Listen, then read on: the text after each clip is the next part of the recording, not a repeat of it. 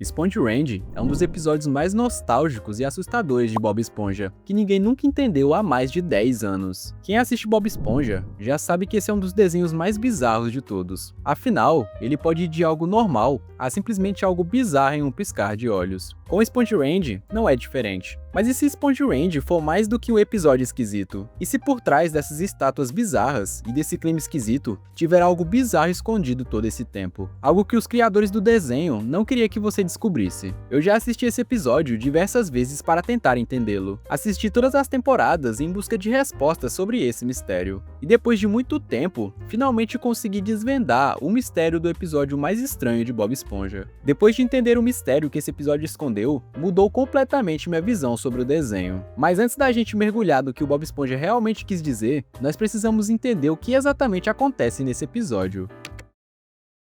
Tudo começa com a fenda do biquíni sendo atacada por uma enorme rajada de vento. E esses dois peixes saem do restaurante dizendo que o tempo está muito feio. Eles falam que pode ser o Rei Netuno que está bravo com alguma coisa, ou pode ser o Poseidon. Isso pode até parecer não ser nada, porém, mais pra frente, tudo isso vai fazer sentido. O vento acaba ficando pior, fazendo a comida deles serem levadas pelo ar, e do nada, simplesmente vai parar na cara do Bob Esponja. Ele acorda assustado e vai até a janela para descobrir quem era o dono daquele lanche. Quando algo inesperado acontece.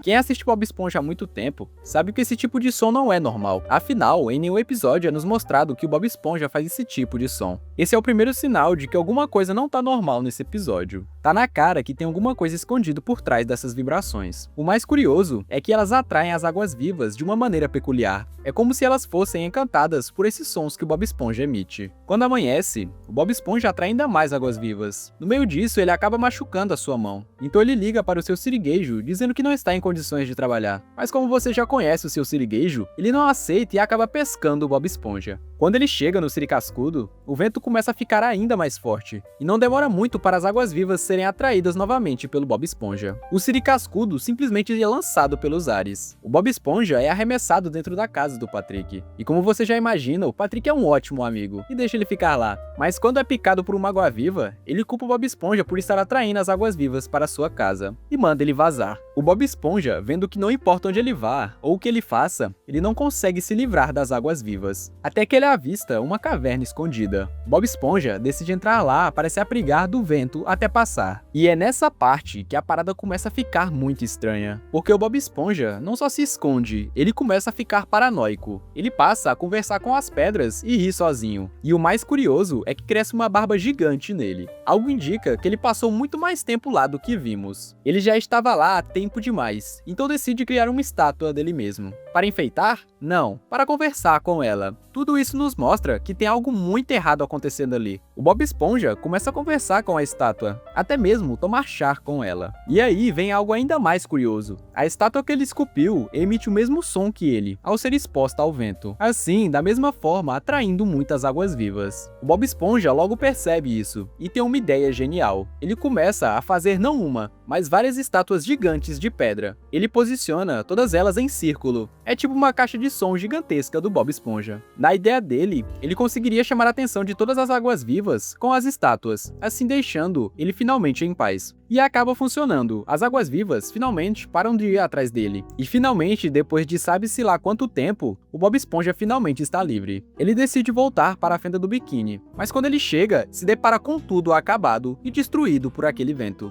Ele se dá conta que todo o seu esforço nas cavernas foram em vão. Após 3.000 anos no futuro, os aliens aparecem e se deparam com aquelas enormes estátuas de pedra. Eles ficam se perguntando quem as criou e por quê. Com isso, o episódio acaba. Agora vem a parte estranha. Você notou que esse foi o único episódio que não acabou com uma piada ou um final feliz? Se você analisar todos os episódios de Bob Esponja, sempre finalizaram com uma grande piada ou com um final amigável e feliz. Mas esse é o único episódio que não teve isso. Por quê? O episódio termina sem respostas e cheio de perguntas. Quanto tempo ele ficou na caverna? Por que ainda tá ventando depois de 3.000 anos? O que aconteceu com toda a fenda do biquíni? E o final simplesmente não explica nada. Só um silêncio assustador. E pra muita gente, esse foi o maior problema. Alguns fãs odiaram esse episódio. Outros disseram que nem parecia um episódio do Bob Esponja, porque o Bob não resolveu nenhum problema, como em todos os outros episódios. Passa-se sabe lá quanto tempo construindo versões de pedra dele mesmo, e quando finalmente volta para sua casa, todo mundo sumiu. O Siri cascudo tá todo destruído. Na Fenda do Biquíni não há mais nenhuma alma viva, e a única coisa que ainda existe são as águas vivas. Quando o episódio Sponge Range foi lançado, ninguém sabia o que de fato significava. Alguns fãs até acharam genial, outros acharam assustador e sombrio. Mas quanto mais velho você fica, mais você começa a entender o que realmente aconteceu ali. Você começa a se perguntar o que esse episódio realmente quis dizer. Sponge Range deixa uma brecha grande o bastante para várias teorias. Desde que foi ao ar, muita gente já criou teorias interessantes, e usando todas elas juntas, eu consegui finalmente desvendar o verdadeiro significado desse episódio. A primeira teoria é que o episódio inteiro é uma piada sobre monumentos antigos. O próprio título é uma referência clara ao Stonehenge, aquele monumento misterioso que gera dúvidas há séculos, mas até hoje ninguém se sabe ao certo o que significa. Então uma das teorias é que o Stonehenge é exatamente uma grande piada sobre monumentos antigos. O que prova que essa teoria não é real é que se é uma piada, cadê o humor do episódio? O episódio até começa com uma piada, mas termina com um aviso. Agora vamos mais a fundo. Alguns fãs acreditam que não era só sobre águas-vivas ou monumentos, era sobre os criadores do desenho. Sponge Range foi um episódio 99 da quinta temporada, logo antes do tom e da qualidade do desenho caírem muito.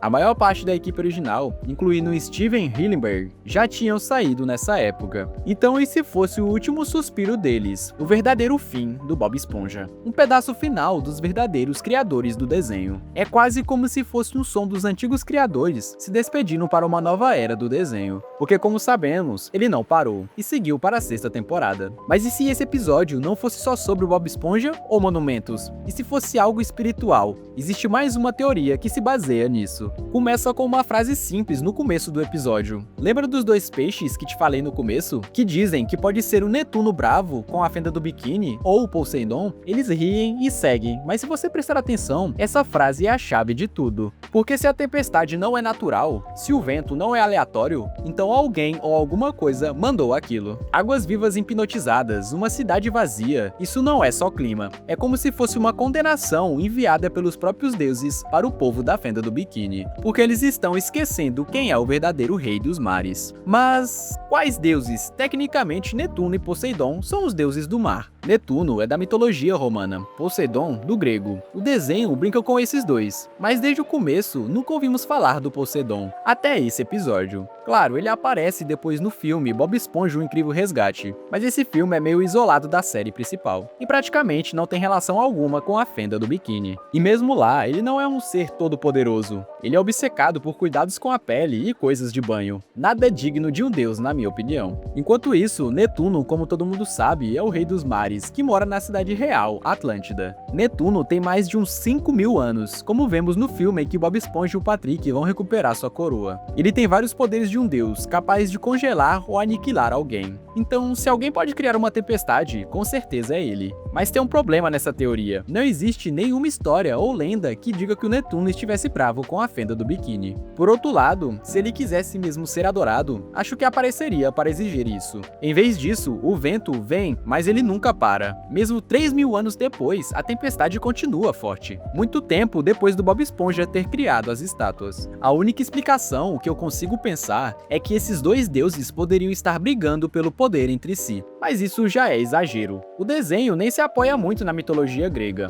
tirando que eles quase nunca falam sobre o Netuno. O que nos leva à última pergunta, que é ainda mais assustadora. Se o Netuno não é o responsável e o Poseidon nem liga, então quem ou o que seria isso? Mas, além dos mitos e das despedidas, pode ser algo relacionado ao criador do desenho, pela obsessão artística. Se você reparar, o Bob Esponja trata muito bem as estátuas, e é muito detalhista com ela. Porém, o mais perturbador é que ele não constrói por paixão, e sim porque precisa delas. Tem um episódio antigo que explica isso, o Esponja que sabia voar. Nesse episódio, o Bob sonha voar com as águas vivas no céu. Ele passa o episódio inteiro tentando, mas falha várias vezes, até que finalmente consegue, porém a cidade passa a odiar ele por isso. Aí vem a frase que é muito triste: eles me odiavam quando eu tentava, mas me amavam quando eu falhava. Isso também é o Sponge Range, um artista que quer ser diferente e é criticado por isso. Então ele se esconde e cria tudo sozinho. E quando ele volta, o mundo já seguiu em frente. Esse é o verdadeiro terror do Bob Esponja.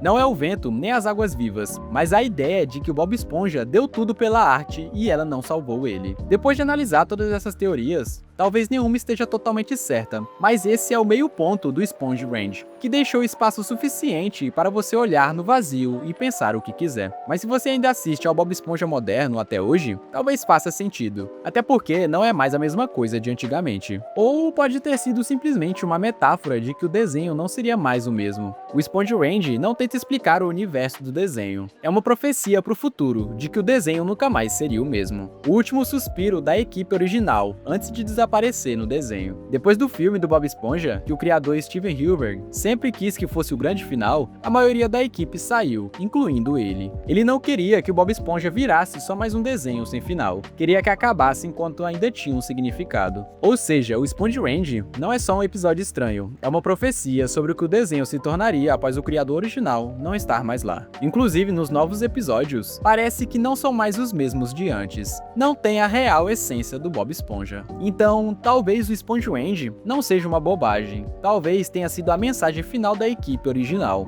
um adeus da verdadeira cara do Bob Esponja. E se você quer teorias exclusivas, emojis do canal personalizados e muitos outros benefícios, se torne membro do canal. Se inscreve no canal e comenta aí embaixo o que achou do vídeo. Esses vídeos aí da tela são muito bons, vale a pena ir lá ver.